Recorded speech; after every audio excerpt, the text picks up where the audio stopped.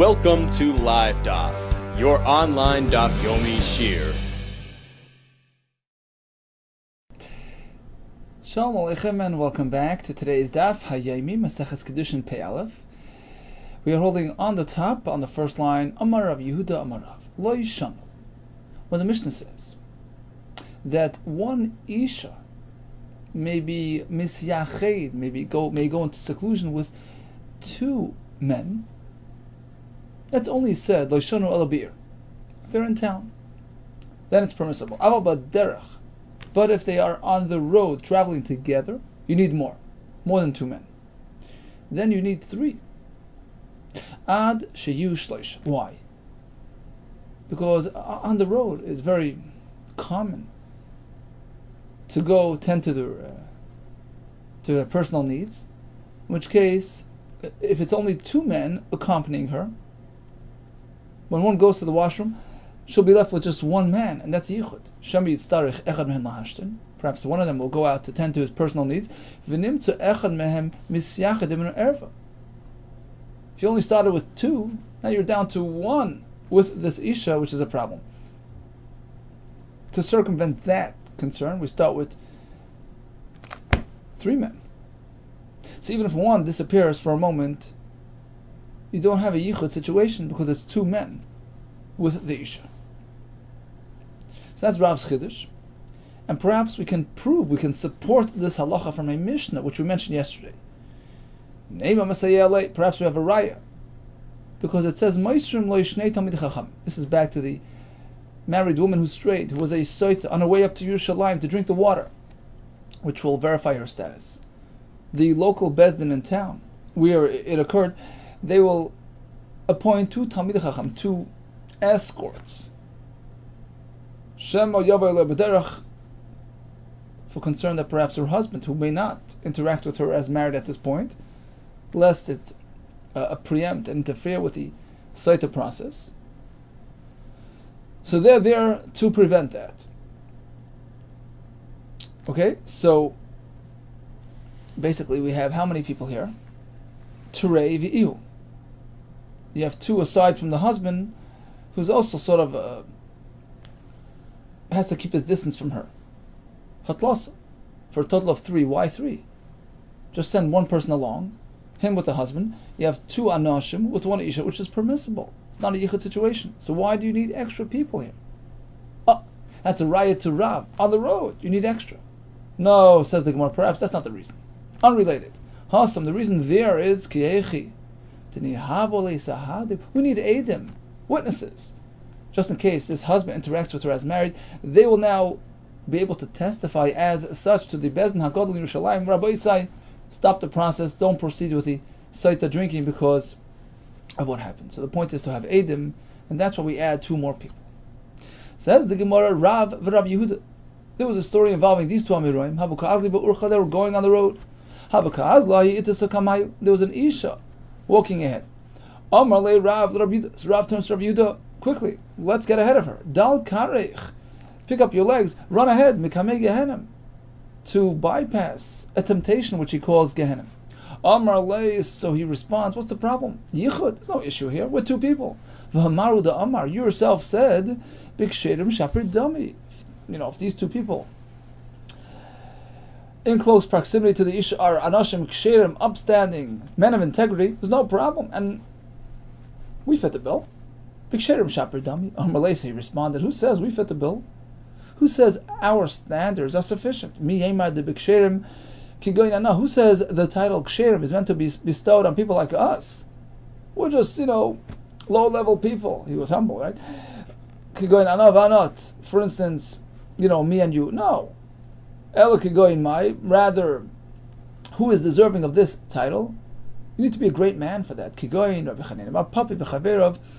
Rabbi Chanina and his colleagues discussed back on DAF Lametes, who encountered very difficult temptations and prevailed. So those people are really, upstanding, reliable people, but otherwise, you'll never know. So we can't really remain in this setting here.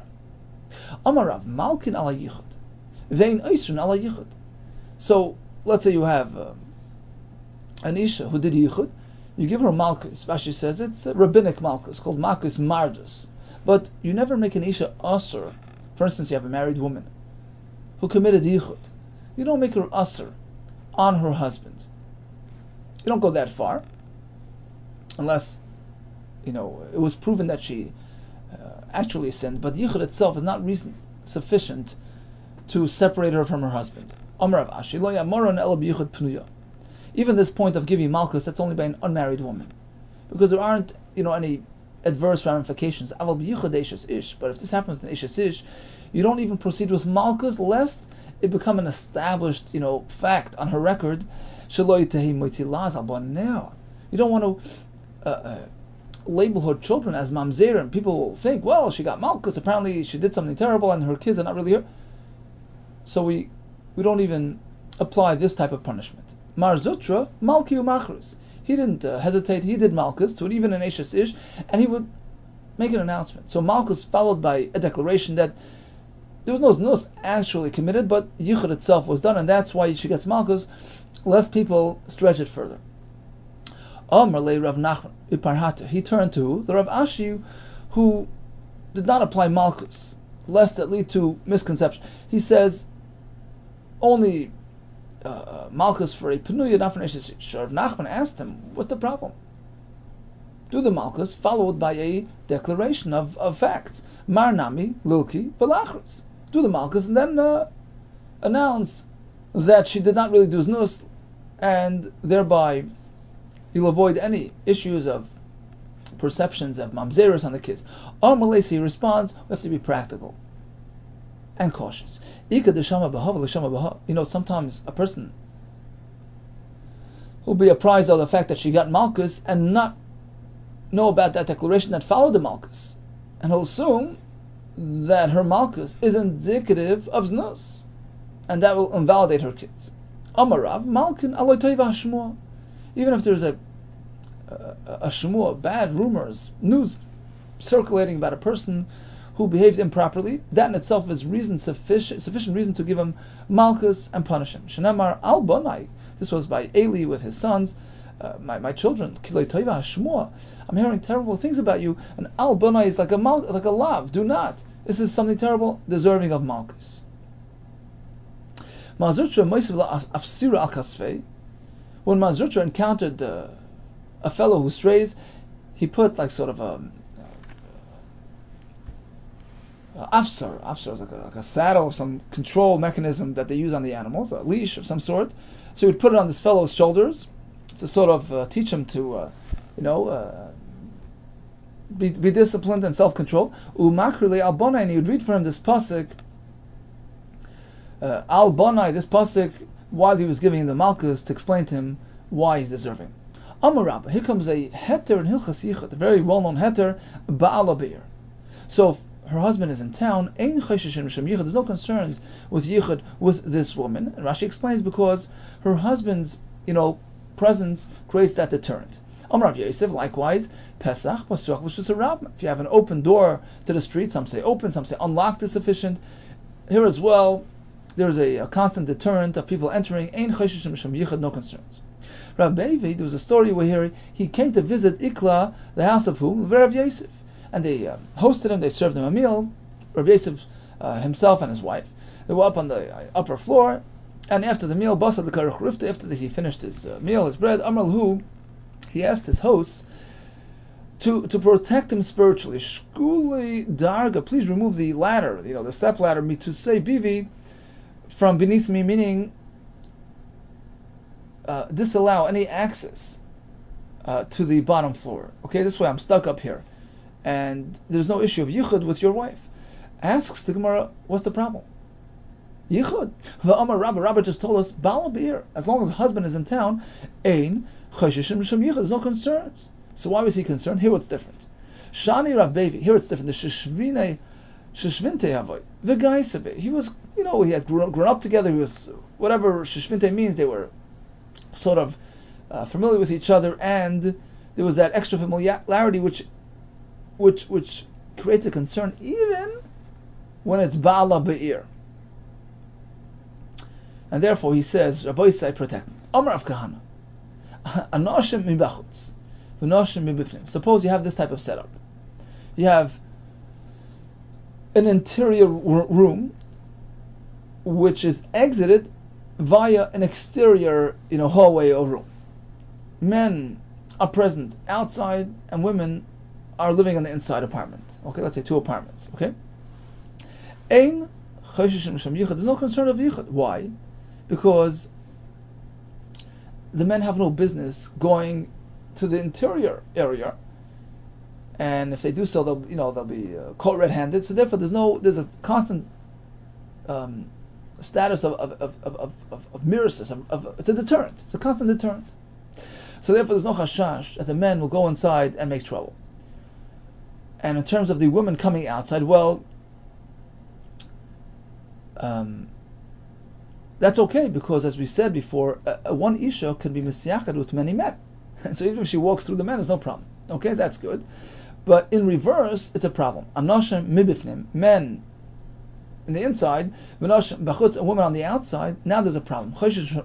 Because the men are meant to walk out through the women, and we know that even if it's one man with many women, it's a problem. So that's Rav Kahana's version. B'mas nisatana, in a brisa, we go the other way. Ifcha. So that what? Rashi explains. The reason would be like this: men mibachutz and noshim mibifnim. There is a concern, because there's a concern that the man might go libifnim to the women, and he's not concerned about his friends catching up to him, because men typically don't go in there. So that's a problem. But if the men are on the inside, there's no problem, because even if they walk out through the women, he's always concerned that another man might follow behind him and catch him. So there's no concern of yichud. Amar Abaye. So now we have 2 versions of the same halacha. So now that we have Rav Kahana presenting it one way, and the Brisa presents it the other way. How do we do it? We'll go l'chumra. We'll be stringent and strict and disallow either type of arrangement. Abaye dayer gufi. So Rashi explains. Abaye would employ the following measure to ensure proper separation between the genders in a public setting. Rashi says, like a chuppah or a big shir. He would line up. Dayer means line up with containers, pitchers or whatever, between them, so that if there's any crossover, it creates a ruckus. Rabbi Dayer Kana, he would line it up with reeds. Amar Abin. Abin said as follows: Sakva, the vulnerable moments of the year, the shat of the year, is when is regel, yamim tovim, when people get together and it's a public scene. Hanach Shvuyai said the story of 2 women who had been kidnapped, and they were brought to Nardah. And Rav Amram, the great Rav Amram Chasida, arranged for them to be redeemed, and he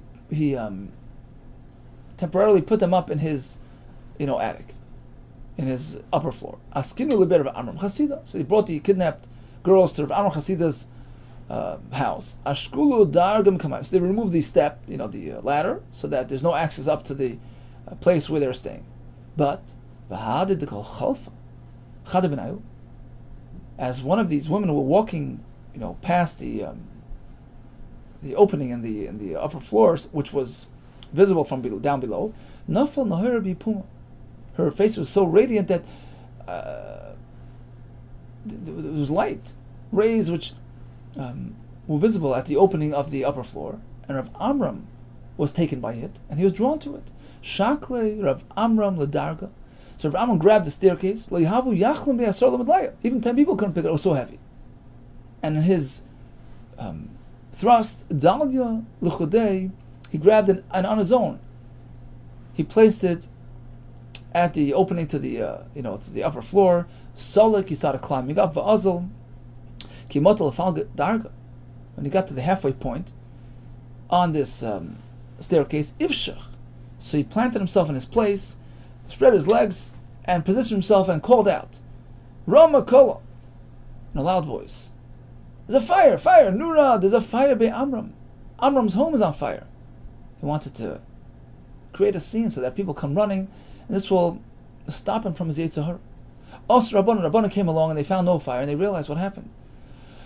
Amalei, they turned to him, Kasif Tinon, you embarrassed us. Look, people are going to say a Talmud Chacham is prone to temptation. Amalus, he says, look, it's good.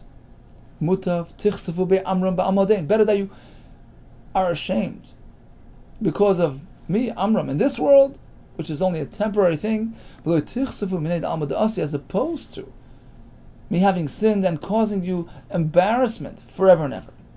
Ashbe, the impact minay, so he imposed an oath on the Yetzer Hara, get away from me. Nafak minay kemuda denur. So Yetzer Hara had no choice. He left. After Rav Amram overcame the Nisayan, now it's time to leave. And he left him, ki amuda denura. He appeared like a flame of fire. Amar lei, so Rav Amram turns to the Yetzer Hara and dressed him like this. Chazi, take a look. Da'at nura, you're a fire vanabis, I'm merely flesh, and typically fire burns flesh. And look what happened. I won the case. I won the battle. I'm better than you. Rabbi Meir have a misleitzis by Rabbi Meir would mock those who would succumb to their temptations despite the strength of the Yetzer Hara. Rashi says it's all about ratzain. Right? They used to say vil nagoyin, a mevil kamanzayin nagoyin. It's all about ratzain, will. So all you need to do is arouse that ratzain within you and overcome the Yetzer Hara. And he would sort of machavek, he would mock those who would sin. And look what happened. Yom Echad, one day, Yetzer Hara came to challenge Rabbi Meir himself. You think it's so easy? Look, Yom Echad, idmilei Satan ki itis sabach ki sedinahar. Yetzer Hara, Satan, appeared like a woman, and she was now on the other side of the river, across the river from Rabbi Meir. Like, have a mabra. And there was no little, ferry. They used to have a ferry to take you back. There was nothing available at the time. How would he get across? Nakat mitzvah b'ka'avar. There was a sort of flimsy, improvised hand, bridge there, like some sort of plank with a rope that you hold on, and he started walking across to get to the Isha b'ka'avar. Kimat palga mitzvah. As soon as he got to the halfway point, Shafke Yetzer Hara bandit left him alone. Let go. And he addressed Rabbi Meir. You think it's so easy? Amar. If not for the fact that they announced in Shemayim, watch out from Rabbi Meir. Don't start with him. He's watch out. Rabbi Meir and his Torah, keep away. If not for that, I would have continued, and Shavise l'damach, I would have turned your damach is your money, your value. Basically, I would have devalued you. I would have caused you to sin. Tarti moy, like 2 coins. Basically, you would have been virtually valueless. Take a look how difficult the Nisayan is. Don't negate, don't mock the whole idea. Rabbi Akiva as well would put down the Evi Avera. Yom Echad, one day he was confronted with a very, very challenging situation. The Satan appears like a woman all the way up on top of the palm tree, and he was tempted. Nakti ledikla, because Salak grabs the palm tree and he starts climbing up. As soon as he gets to the halfway point, Shafke Yetzer Hara let go. Amar, he said the same point. If not for their announcing in Shemayim, keep away. Keep away from Rabbi Kiva and his Torah. If not for that, I would have gone all the way. Plimoy. There was a person called Plimoy. Havaraga lememar. Every day he would address the Yetzer Hara in a very direct way. Kol Yema. What would he say? Gira be'eni de Satan. Rashi says he would apply a klola to the Satan. Arrows in your eyes. You're worthless. Yom Echad. It so happens that one day, Ma'ali Yom Kippur Hava. It was Erev Yom Kippur. Idamali Ka'anyu. The Satan appears like a poor man. Asakara Bava. He's calling from the entranceway to Plimoy's home. He's calling in. Fikule Rivka. So they carried him out some bread. Amar, he turns to them outside. I'm going to eat it. Yom Kippur, a day like today, Erev Yom Kippur, which was a Yom Tov. Everybody's inside. Vanav Roy, I'm outside. Okay. They reluctantly brought him into the home. They brought him some bread, but on a separate table. He turns to them, separate? I'm not eating separately. A day like today, everybody's on the main table. I'm sitting on my own. Okay. So they invited him onto the table. You're sitting there, his body is full of boils and pimples. And he was being repulsive and tending to his wounds. Amr Lei, so I told him, behave, sit and behave, tiv shopping. Amr Lei, she says, okay, Havali Kasa, please, can I have a drink? Yavali Kasa, they gave him a drink. Achmar, so he coughed, Shada Bekicha, and he spit his phlegm into the drink. Nachru, so they yelled at him, Shaka. So he went aside and he pretended, Shaka, miss, he made this sort of fainting reaction and he died. At least he appeared as such. From shame, embarrassment, fright, whatever. Shamu, so now they hear this voice. The Yetzer Hara generated this announcement outside the Avaka Amrin. They hear this announcement. Plimoi Kotal Gavra. Plima killed somebody. Plima Kotal Gavra. Okay, he thought the FBI is after him. Arax, he ran away. But Tasha Nafshi Besakisi. And Plima ran to the Besakisi to hide. Azubas races. Oni / Satan goes after him. Naval Kameni fell before him. And Mashal says, it means to say that it was an image. Plima still had this image of this fellow who died because of his, roughness. And he couldn't get over it. Kichazi the Havav Mitztayr, so when the Satan sees that Plima is really in distress from this story, Galil Nafshe, so he revealed his true identity to him. He says this whole thing is a ruse, don't worry, you didn't kill anybody, you're good. Amalei, so the Satan now asks Plima, my time Amasachi, why do you address me in such a disrespectful way? You curse me, Gira Beinecha, why do you talk to me like that? Okay, so what should I say to overcome the Yetzer Hara? Amalei, so he says like this. There's a fine line between challenging me on a personal level or asking Hashem for siyata d'shmaya. That's the difference. Lema, you should say like this. Lema mar, you should say, Rachmana Hashem, Niga b'Rabbi Satan Hashem, do away with the Satan. Now, you're asking for siyata d'shmaya. It's not your own abilities. Now you'll get siyata d'shmaya, and that's the way to do it. In fact, we have a story. Rabbi Yehuda bar Ashi, have a rogel called Idan, Daval Nafal Apei. Every time he would put his head down, by Tachnon, after Shemini Esrei, he would add a special tefillah. Protect me from the Yetzer Hara. Have a Amar, he would say, Harachman, Yatzilenu, should save us, mi Yetzer Hara. Yom Echad, one day, Shamasinu Dvisu, so his wife overhears this tefillah from her husband's mouth. Amar, so she turns to him, what are you so concerned about these Yetzer Haras? You're overage for that. Michti, take a look. Kamashni, look how many years the Pershla Minai, he's separate from me physically. You're an older man, you're not prone to these temptations. My time, why are you busy? Why are you diving to Hashem to protect you? That so happens to be that one day Hava Kugoris begins say. So Rav Chia was sitting in his garden learning Kashta Nafsha, his own wife, set up a test. She adorned herself, she's walking back and forth. Amarla, so Rav Chia was tempted and he asks her, Manat, who are you? Amar, she says, Ano Charusa, my name is Charusa, a known immoral woman in town, the Hadra Miyayma. I just returned today, I'm available. Tava, so he invited her to spend time with him. Amar Lei, so she said on one condition, Aisini Ali, Lahach Rumna, there's a fruit, a rimoin, or some fruit, the reish, tzutzis on top of the tree, Rashi's on top of the palm tree. In any case, I want that first. Okay, he complied. Shabar, he jumped up. In his old age, he jumped up. Azal Asini Allah, he brought it to her. And then he felt terrible that he was even considering this type of thing, and some say he proceeded with it. So in any case, he was in great distress. Ki Asal he returns home. Havakashagra Dvisus, his wife was warming up the oven, Tanur, Solik Vikayasib Gave. So Rav Chia climbs into the oven, into the heat. Amrullah, his wife asks him, hi, why, what's going on? What's this strange behavior about? Amrullah, he says, look, I feel terrible, I'm deserving of death. This is what happened with that Isha. Amrullah, she says to him, surprise. Guess what? You did nothing wrong. Anna Havai, it was me. He didn't believe her. Adi Yavali Simani, she proved it with some sort of sign, and now it was confirmed. Amrullah, he says, but still I feel terrible, because I was intending to do an Avera. My intention was to do something bad.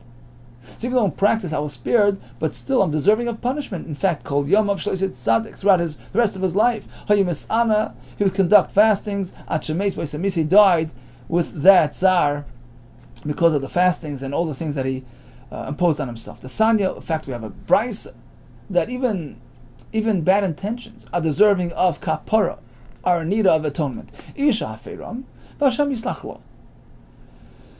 So the pasuk speaks about a woman who made a vow, right? No wine.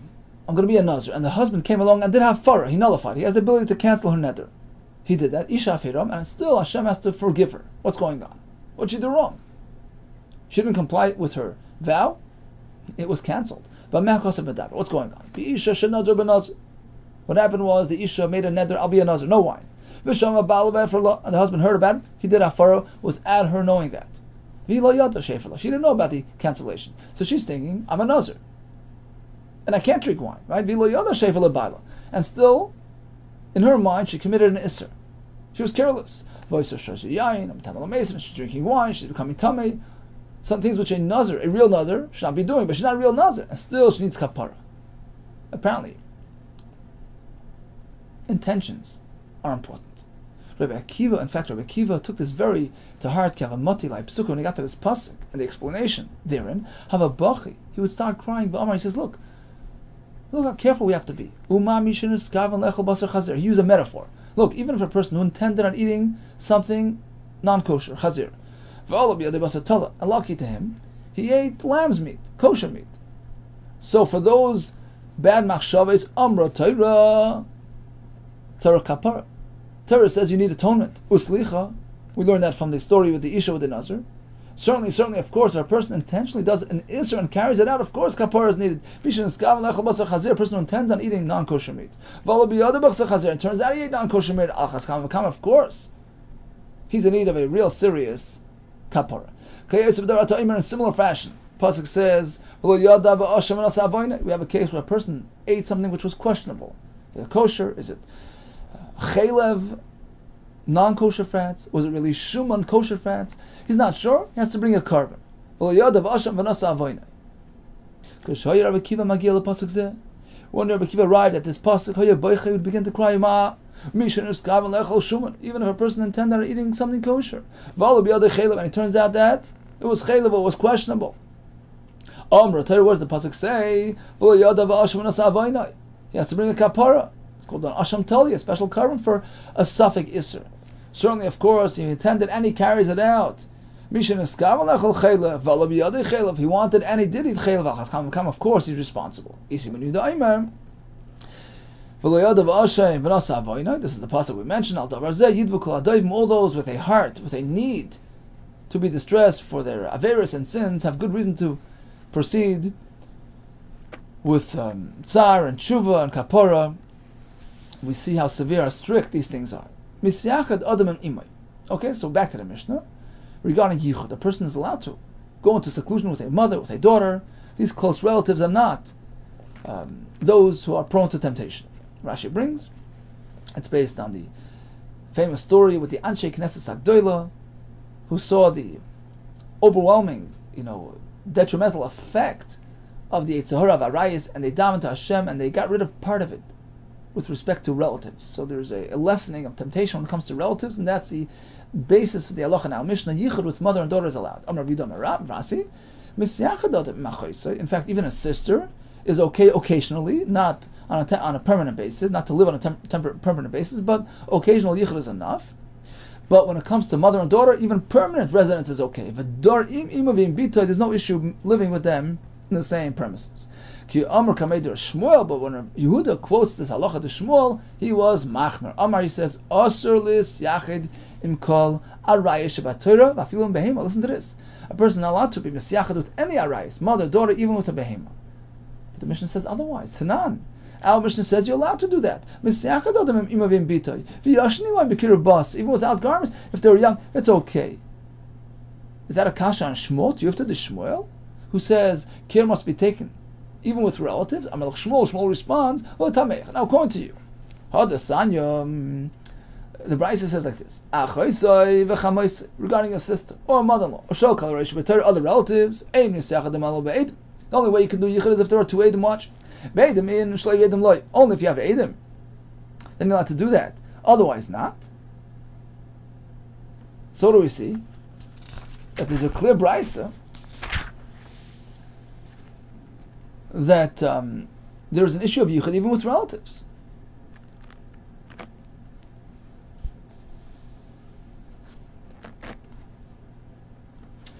So what do you have to say? Elo Tanai, apparently, it's machlekes tanoim. And I hold like the shita, which is machmer for yichud, even with relatives. The Sanya of Reb Meir. Reb Meir was machmer. Hizaru bi mipnei biti. Please, watch over me. Make sure that I don't have yichud even with my daughter. Reb Tarfon, the same thing. Hizaru bi, be careful with me. Mipnei kalasi, because of my daughter-in-law. Lig olav oisei talmud. So there was this talmud there, and he started laughing.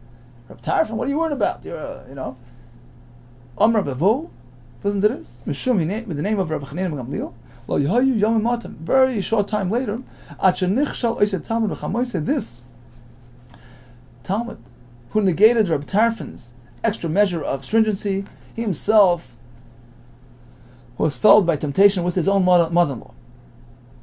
Okay, now the Brisa, which was machmer, added that afilu in behema, even with a behema, must take care not to do yichud. Abaye Mikalilu, Abaye was stringent, and he would get rid of all the animals that were around him. Mikula Dabra, when he was out in the field learning, whatever, so he would get rid of the animals from the entire vicinity, lest they come to anything which resembles yichud, even with an animal. Rav Sheshes Ma'abrele Mitzra, he would chase them to the other side of the field. Rav Chana Me'ardo Iklu Rav Kahana. Rav Chana from Ardo comes and visits Rav Kahana Lapum Nahar in that town. So he observes the Yosef Kagoris, that Rav Kahana was sitting and learning. The kind of behema with the behema in front of him. Armalei, so he says to him, "What are you doing? What about the Brisa? You're not allowed to do this." Armalei, I wasn't paying attention to the animal. Amar Rav Misyachad Adam. Oh, here's another heta with regarding yichud. There are situations which present a natural deterrent. Misyachad Adam im shtei yavamis. So we know that two women who are married to two brothers, they're called yavamis, and there's an undercurrent of competition, or I should say, like a feeling of a threat, because just in case one brother dies without kids, his wife might end up joining this family and create that, competing factor. So they dislike each other, and therefore, if one is misiyachad with two yavamis at once, they're looking over each other's shoulder. They're not going to cooperate. If anything, one is going to sort of try to undo the other one by informing on her if she does something wrong. So there's a constant shmira there, and therefore a person is allowed to be misyachad with both of them, because they're sort of like guarding each other. And the same thing applies to the other peers, likewise two co-wives who are sort of, competing with each other for the husband's, attention. An isha with her mother-in-law, is that a natural strain between them. Imisha vasbala, a mother with her stepdaughter. Imisha v'tinoikis. Yichud is allowed with an isha if there's a young girl nearby who's sort of in a in-between stage in life. She understands the concept of interaction between a man and woman. If she herself does not care for this type of experience, so she's not really prone to temptation. Rather, she serves as a shomer to secure the scene, because she'll go inform and tell people. So the Mishnah says, according to our Mishnah, you're allowed to be misiachad with the mother and daughter. And the Mishnah says you're allowed to be yashin, imayim, b'kirav basa, without any garments, as long as they're young in age. But once they grow up to a certain point, you have to stop that type of behavior. Higdilu, ze yashin b'ksusay, they must be wearing something. V'kama, at what point, at what age did that change? Omer v'adabar av'azo, omer v'asi, it depends. Tinaik is by the daughter, bas tesha shana v'yamechad, as soon as she hits 9 years old. Tinaik by the boy with the mother, ben teshtemes shana v'yamechad, as soon as he hits 12. Ben teshtemes shana v'yamechad.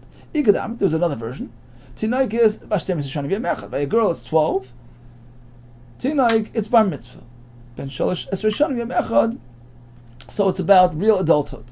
V'zeh. Now, regarding the girl, whether it's the 9-year-old shita or the 12-year-old shita, that's only provided she has somewhat of adult appearance, which creates temptation.